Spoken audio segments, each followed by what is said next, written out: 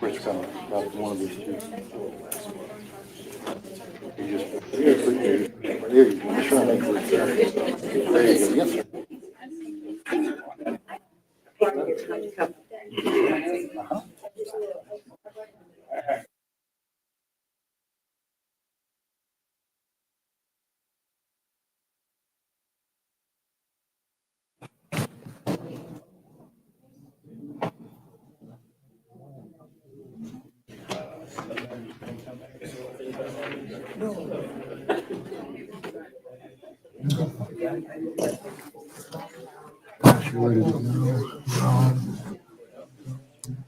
Before we begin the meeting, I'd like to ask Mr. Rizzo to give us a prayer for deliberation.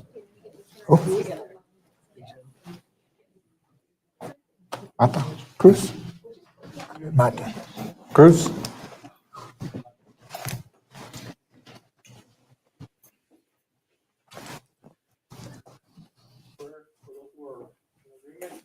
Dear Lord, thank you for this day, Lord. Thank you for this new year, Father God. Lord, I ask that you just give everybody here, our board members, our president, the wisdom and the knowledge to make the best decisions for our community, for our staff, faculty, Lord, and especially our students, Lord. I ask that you just guide them and help them, Lord, and put a hedge of protection in each and every one of us, oh Lord, and just, let us be that light, Lord. In Jesus' name we pray. Amen. Amen. I'd like to call the meeting to order. Before we start business, I'd like to recognize our guests, Ishmael Martinez, Cruz Mata, Wade Carpenter, Roxana Linan, Lori Compton Betty, Emma Martinez, Mark Underwood, April Ruman, Armando Mondragon, Judy Estrada, Lisa Ermis, Xaviera Haynes, Aubrey Haynes, Eric Sandoval, Randy Shell, Chuck Garabedian, and Brenda Hoffman. Have I missed anybody? ID is coming out. Heidi? Put her down. Do we have an audience to patrons tonight? No, sir. No audience to patrons. Need to consider an act on consent agenda for the minutes of December 12th, 24 meeting. Do I hear a motion? I move that we go ahead and approve the consent agenda, A, B, and C. Financial statement of December 31st, 24. Also, A, B, and C. and the quarterly investment report. All three. I have a motion. A second. Do we accept the consent agenda for these three items? All in favor, say aye. Aye. Anybody opposed? No opposition, the board declared unanimously. Now we have reports. Child Development Program report.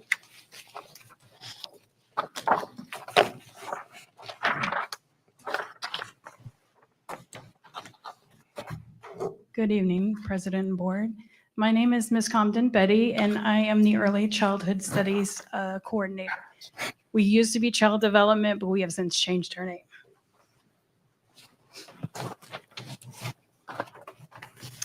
We're going to look at our degrees that we offer, the two OSAs that we've brought into the program, our SPY. Whoops.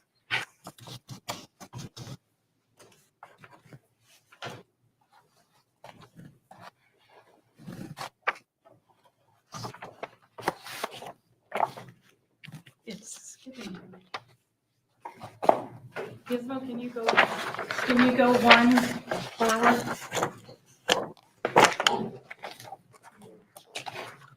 Point it back there. Do you want to use this? There you go. No, it's just when I'm trying to slide for y'all, Okay. you can't. It's going, it's like skipping.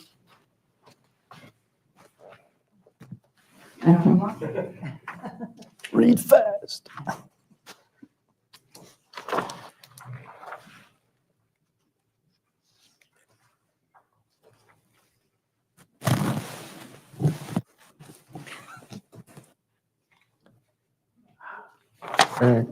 Oh, Is okay. it very sensitive? Yeah, you're like way down in the presentation. There you go. Try again. There it is. Let's see. Then we're going to look at Skills USA, the Child Seat Safety Program, and then thank you for your time. We offer 2 degrees here in the Early Childhood Studies. One is a certificate, one is an Associate of Applied Science.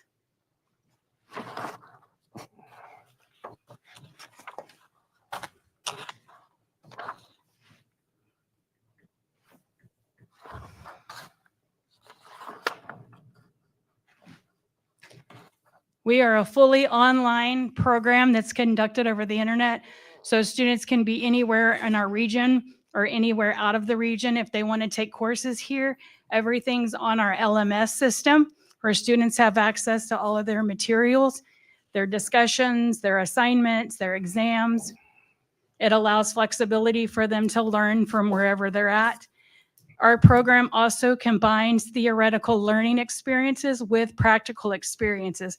So my students have to go in certain classes, 16 hours in a child care center and volunteer. And their cooperative education classes, they have to do 128 hours out in the community.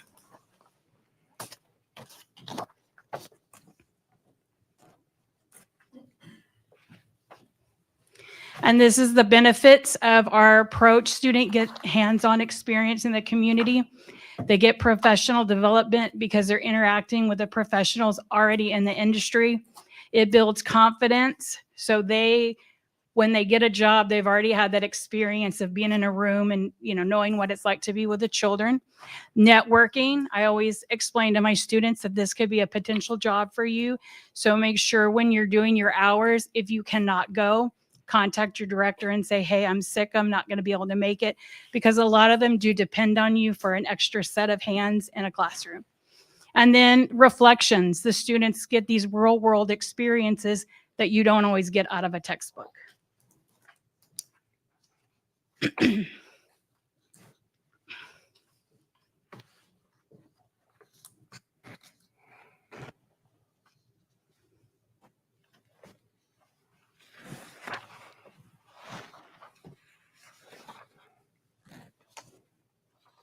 It keeps.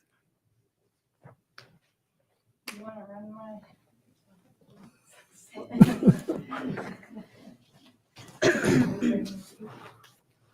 Go back.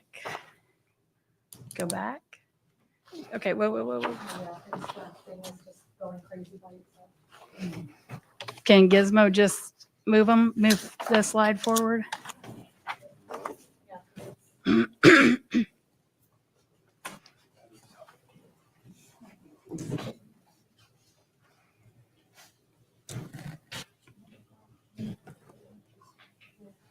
Well, we can continue while he has that up. We have recently added 2 occupational skills award. One is the Early Childhood Administrator, and that is for the directors out in the community. A lot of them have their education from Tim the Trainer, and so every few years they're having to renew that. So we decided to bring this program on board.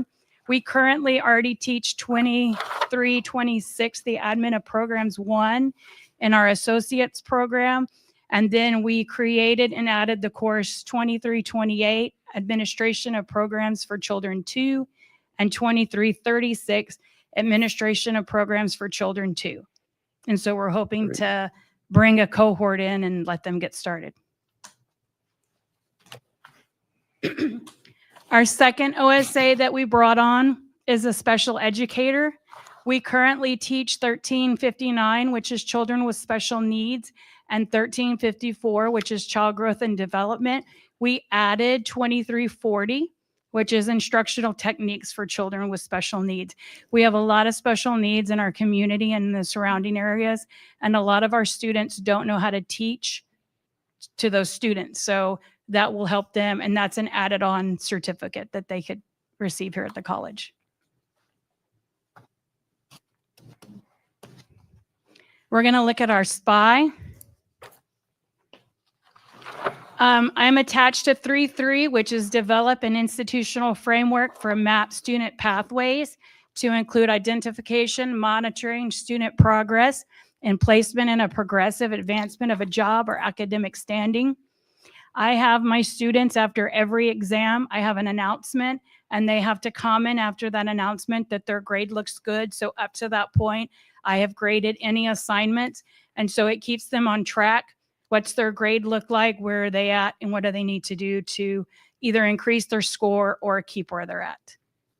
And we've done 72% on that. This next slide is the U.S. Bureau of Labor and Statistics. This is the median pay out of 2023 of what a child care educator could make. We are trying to work with workforce. A lot of the ladies in the community have a CDA, which is a child development associate. It is different than an associate's you would get from the college. And so we're trying to bring those ladies in to get them educated, because with TRS, which is Texas Rising Star, that child care centers get points for, and that helps them out. And then they don't have to worry about renewing as well, because the CDA has to be renewed. With the occupational certificates, will they get more money for those? It depends on where they're working at, yes.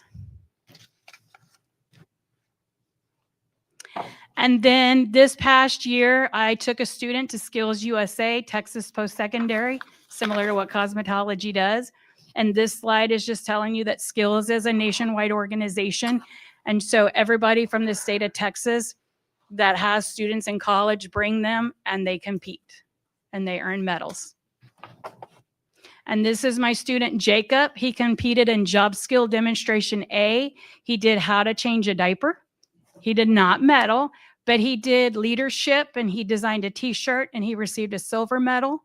He also participated in a different leadership competition called Pen Design, and he received a bronze medal. So we were very proud of him. And this right here is the t-shirt that he created for Skills. And if his t-shirt would have placed gold, his t-shirt would have been distributed to all of Texas to wear at the national competition. And then the middle picture is him on stage receiving his silver medal. And this is him getting his bronze medal for the pen. The pen was no limits. So we decided to do poker, which was a no limits. And he had the deck of cards. And then that little round chip had little diamonds on it. And it was supposed to be a spinning piece, because a lot of Skills, it was what moves, what makes. And so then he had to do a little platform. So he did the hand holding the deck of cards, and he had cards on the table and poker chips. So he did the design. Mm-hmm. And then Ms. Herndon helped us with Adobe Photoshop to kind of like create some things and print it. Then we took it to one of the printing centers here in town, and they printed his shirt, and he took it and presented. I was very proud of him, because if you know Jacob, he's very quiet, and he really came out of his shell and became a new person after Skills. And for those of you, oh, sorry, go ahead. I'm sorry. Is he like a freshman or? He has actually already graduated with his associates, but he has decided that he wants to work in the childcare field and work with kids, and he is loving every second of it. He's been volunteering over at the Power and Kirshner's daycare, and he loves it. That's very And the kids interesting. really love him. Mhm. So it's been a blessing, because we don't have a lot of males in this field, and there are a lot of, boys that go to childcare centers and they need a male figure. Mm. And this is the child seat safety program. For those of you that don't know, I am a car seat technician, and we have partnered with Safe Riders, and we give away car seats to our community. We offer car seat training the first and third Tuesday at 4:00. Parents just call here to the college. They ask for me, and they come to less than a 1-hour training. We talk about forward-facing seats, rear-facing seats, booster seats, seat belts, the latch system, what's appropriate, what's not appropriate. If they need help, we go out to their car, we help them install the seat. And we've had a lot of parents that have come in to get a car seat, and throughout the training, they realized that their older child still needed a car seat. And as long as I still have one, I give them another car seat. And so it's a great program that we have. We're looking, since Mr. Field has left the college, we're looking And I've had a couple of faculty come and ask me, could they get trained? And they want to be a technician to help us give out more seats. We've given out, I couldn't even tell you, probably 200 seats. And I'm probably wrong. It's probably much higher than that to this community. And I want to thank you for your time. And if you have any questions, Sounds like a nice you're welcome, sir. program. Any questions? Next on the agenda, we have surgical technology program report.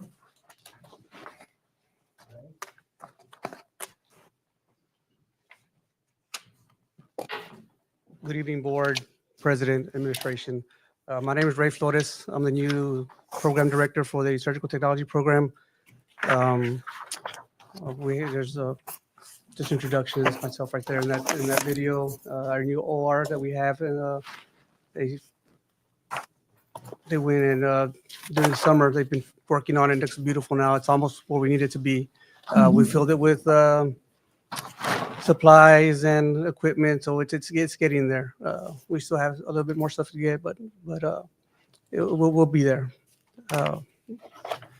My program you come out with a certification as a surgical technologist, certified surgical technologist, and you'll also have to have the BLS certification. And I knew some of those students did not have that, so I volunteered and got my instructor for the students if they need it. So I'm available for them if they need to get their BLS for this class. All right, we have our first year. I had my first orientation yesterday, and we have 9 students. We have 2 from Eagle Pass, 1 from Utopia, 1 from Carrizo, 2, I believe, from Crystal City, and the rest from Uvalde. They're excited to be here. They can't wait to get started. We're going to do our clinical rotations at Uvalde. We have 3 OR rotations there, 1 in Dimmitt, and 2 in Valverde. Fort Duncan has said they would partner with us, but they haven't signed their affiliation. We just haven't to sign it, but they said yes. Frio also waiting for signature on them, and Medina had called me and told me they could not do it because they thought we were going to start in January. But I spoke to them and I told them we're not starting until August, the rotation. So they're willing to probably also start and we can do rotations there. The big one waiting for is the UT Health Science Center, the multi-specialty and research. I have a friend of mine that works there, and she reached out to me and said they were willing to see if they could get some students there. And that would be great because there's like 12 specialties there, and that's going to help us a lot because since we have so many surgeries they have to be in on during their time. Our strategic plan is to monitor the students consistently, maintain a minimum C average to support retention efforts, and 85% of students will maintain a 2.0 GPA. And how I'll do that is I'll monitor their progress each semester, and if I find that they need help, I'll stay over. I'll give them more time in the lab. If they need me to tutor more, I'll stay with them. Open the lab longer, whatever they need, I'll be able to stay with them and help them get to that 85% passing rate. And evaluation, I'll track the percentage of students who achieve minimum of 2.0 with review of grades throughout the program. We'll do it consistently throughout the program. Make sure that everybody's passing, everybody has, if you have any questions, you know, Never mind. come to me and ask. I'll tell you later.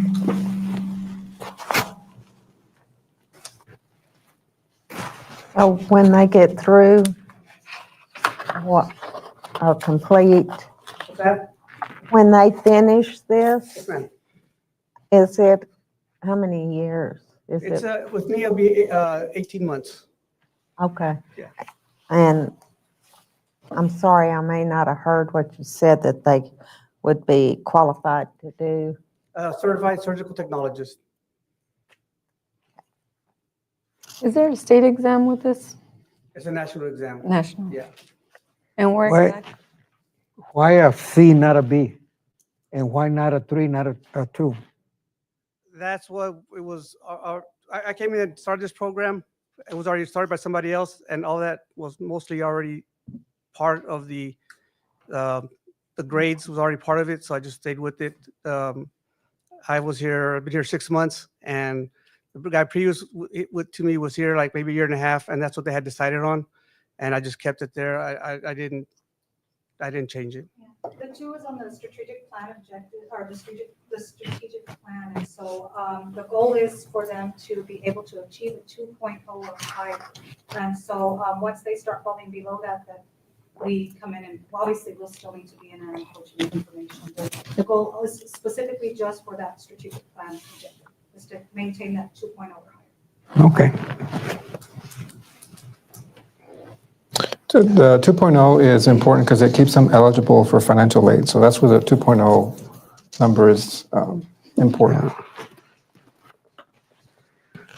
And this is what you're talking about, the KHEP. It's our accreditation. Oh. That's where we get to certification.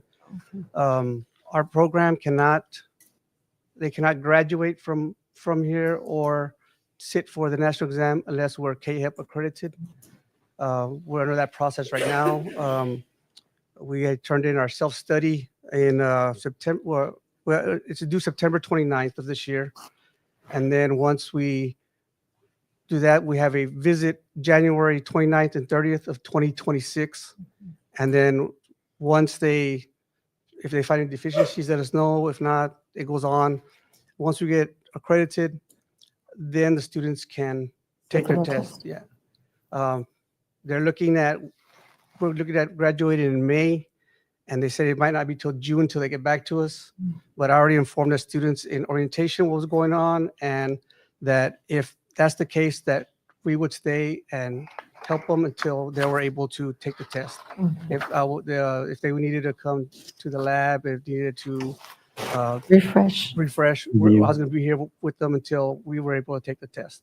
And they are aware that if something happens and we do not get accredited, they cannot sit for the test, for the examination. What's the capacity of the number of students? For me, per KHEP, it's one instructor per 10 students. And it's only me right now. Eventually, if we get a clinical coordinator, we can add. But right now, we don't have one. So right now, it's 10 is the max we could have right now. So during their courses, once they do when they go to the hospital and do their cases, they're gonna have to do 120 cases. There's gonna be 90 that are specialty. That's why we're important if we can get the one in San Antonio, because there's a lot more specialties, and then 30 of the general cases. And then when you break that down, you have to have, out of the 90, you have to have 60 of the first scrub, which is you're handing out the instruments, and then the other 30 can be second scrub, where you're just helping in the surgery or helping. Circulating. So you need 120 total, and we have 2 semesters to do it, so it's gonna be kind of close. But we're hoping we can get San Antonio so we can get a lot of those specialty cases out of the way. There's the self-study, the site visit. They're coming. And then requirements, as program director, which is myself, a clinical coordinator, which they're in the process of doing job description and setting up one and getting one for by the time we start clinicals, and instructors. Right now, it's just me. There's no one else, so all we have is myself. So We're glad you're here. no. Any other questions? Would they be on call for scheduling sometimes when cases are all scheduled? No, they'll just be regular 6:30 to 3 o'clock. Regular, No nighttime? no nighttime. That's good. Don't want to discourage them. Gotta get these people dedicated. we have a lot of this senior lab. We have that helps us with surgery, laparoscopic surgery, and we did get another set so we could run 2 of them. So for our students, so we have, instead of 1 to 9, we have 2 of them for 9 people, so we can have more interaction with that laparoscopic. That's one of the things that Dr. Bainig, when we had our meeting, she says that that's one of the things that she really needs is people to learn how to use their laparoscopic skills, because they show up and other students will show up and she goes, they don't know what they're doing. And so she made sure and let us know. So I got another one so we could do more training on it. Awesome. Thank you. These 120 cases they do, will they be the primary surgical technician, or will they be somebody else in there helping them out Well, not even have to be by themselves. by themselves? Yes. There could be somebody in the background, but they have to be the ones up at the field giving instruments. You have to be number one. Yes, the 90 of them. And the other 30 can be second scrub if they need to, but they can do all 120 first, it's great, but 90 have to be first scrub. Gonna be interesting. Yes, very interesting. We're all gonna learn something. Yes. Thank you so much. You're welcome. Thank you, sir. Appreciate that presentation. Next on our agenda, we have the president's report. Yes, sir. Item number 6 in your board packet. So first, continuing with our recurring theme of tech expansion, our architects are working on the details for the phase 2. So we're still pending. We approved the preliminary design area. So now they're getting the details so we can get construction documents out for bids. We're soon going to be offering drone technology through our workforce training department. This training will enable a student to complete a FAA license to operate a drone and then proceed with some training for payload operations. So we're excited to get that on board. We have a gentleman out of Louisiana, is that correct? Developing that online curriculum for us, and should have it mid-spring.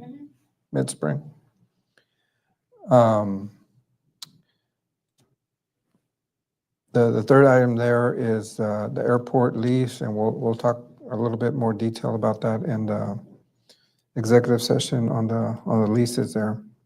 But having this airport lease will allow us to expand the aviation power plant portion. So we will have a complete airframe and power plant for our aviation students. January 14th, moving down, the legislative session began. They elected a Speaker of the House. It's Speaker Burrows out of Lubbock. We are, and I included in the President's information, the legislative agenda for TACC as a whole.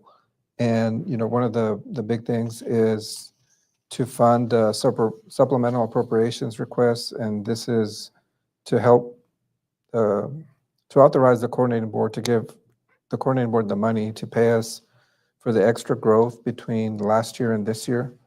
So generally those supplementals are taken care of at the beginning of the session.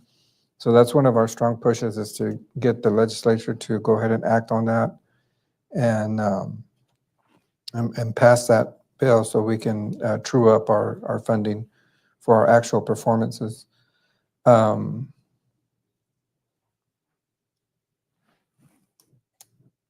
There was a note at the end of last year, a letter that was sent from Governor Abbott to state colleges and universities. Actually, it went to universities, presidents, and chancellors, stating that they were under a mandatory tuition and fee freeze for 2025 through 2027. Since then, we've gotten information that, well, it impacts community colleges as well. We should not have an impact. We weren't anticipating going up on our tuition or fees this year or the next year, so we should be fine.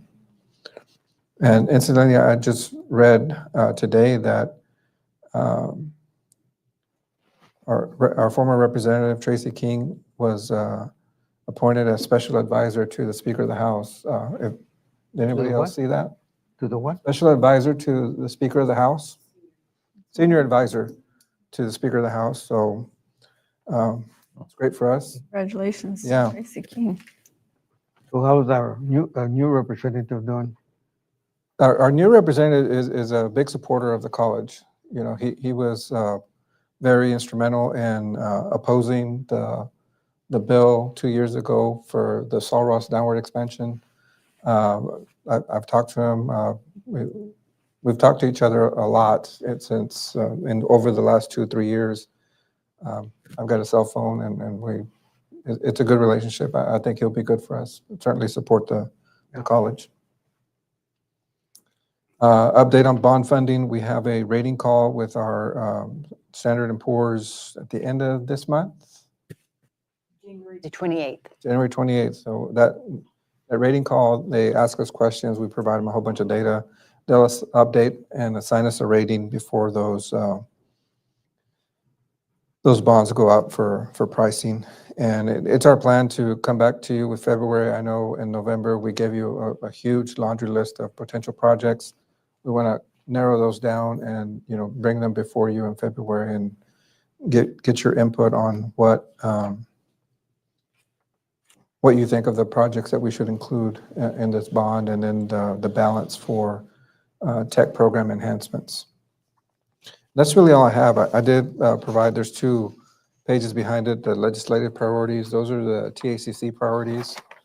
And then the legislative focus areas kind of goes into it. If any of y'all are free and want to travel to Austin with us on February the 3rd, it's on Monday. It's a community college day. We'll charter a bus, take 40 students with us, and make our presence there at the Capitol, introduce them to all of our representatives. That's all I have, unless y'all have any questions. Thank you. Appreciate the information. Next on our agenda, we have to consider an act on localized policy manual update 48 and local policy DIAB and FFDB. Yes, sir. So the policy update is the first in your packet, and we've printed, if you go to the 3rd page, it gives you a listing of the policies that TASB is updating. The majority are legal. There are a few, I'll say 4 local policies, and we printed those out so you can see what the change is. But the CAK local has to deal with broker qualifications for our investments. CDE local has to do with grant disclosures that track what's in the federal guidelines. DHB is updating the policy on the process for reporting child abuse. And then FAA local is updating the policy in regards to our pregnant and parenting students. There's really not a significant change to our local, but it's there for your review. If you have specific questions, we can answer those.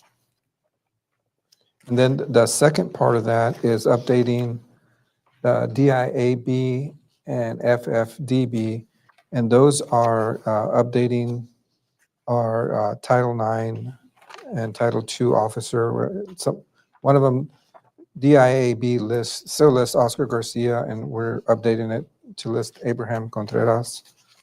And the same thing with FFDB, still lists Oscar, and we need to update that one to Abraham Contreras. So it's just a name change. It won't, TASB won't allow us to just put a position. We have to put a name. So those are those 2 specific ones that we listed there. Those are just name changes.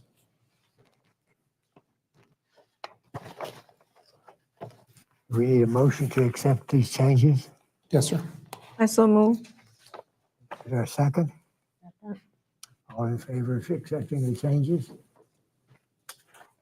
Anybody opposed? No opposition, the motion's carried.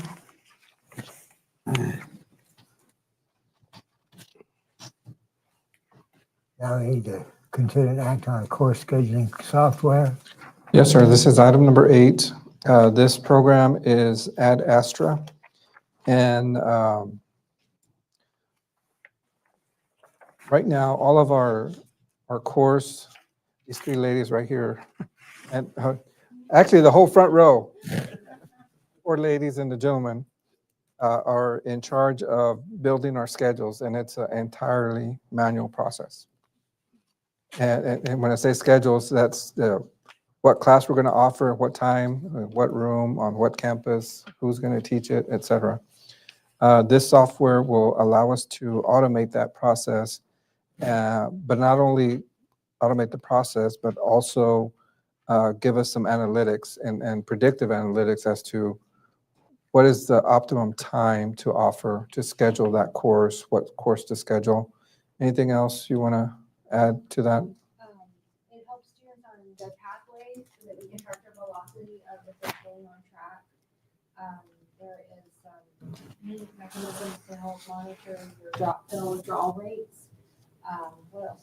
Well, it's aligned to our strategic objectives, which is great. And it also will help us make data decisions that we can't make.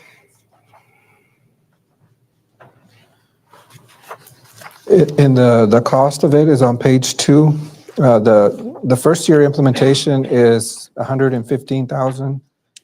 Year 2, the implementation is of course gone, and it's $82,000 for year 2, $85,000 for year 3. And if you look at the bottom of the first page there, just equate it into, now that we have the formula funding, the performance funding, we're really talking about 33 students. If we get 33 more students because of our ability to schedule and provide the classes when they can take them, those 33 additional students that we get to completion would pay for this. That's 10 on each campus. Very doable. And easy to get accomplished. Yes, sir.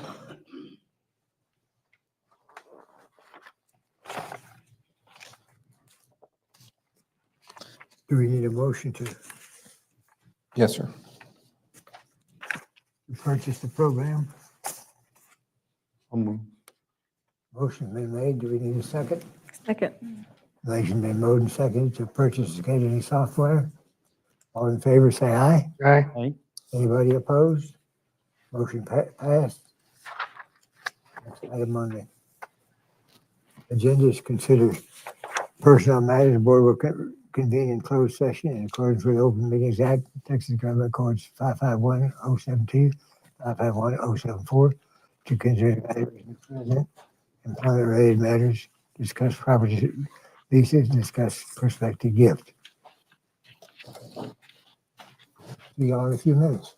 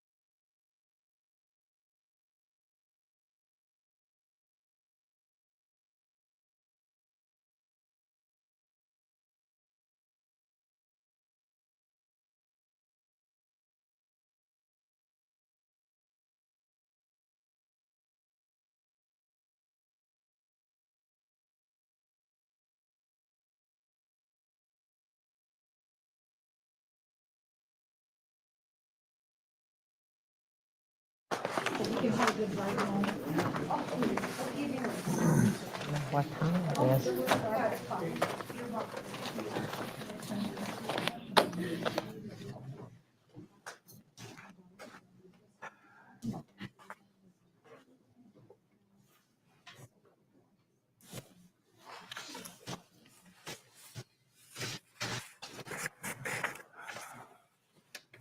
We'll reopen back in open session. What other business do we have to do? My evaluation. Okay. I didn't hear what he said. Item 11, Oh, the president's evaluation. okay. Huh. I'll go ahead and make a motion that we extend the president's contract one more year with the salary increase and in-district allowance as discussed in executive session. Do I hear a second? I will second that motion. Motion made and seconded to renew the president's salary with the changes discussed in closed session. All in favor, say aye. Aye. Anybody opposed? Motion carried. Other business, We'll table item number 12 real until estate. the lease until February, and that's all we have. And so then we're ready to adjourn. Yes, sir. Okay. Do I hear a motion? I move we adjourn. Right. Second. In favor? Aye. Get up and leave. Thank you all so much. Thank you all. Uh, Appreciate y'all being here.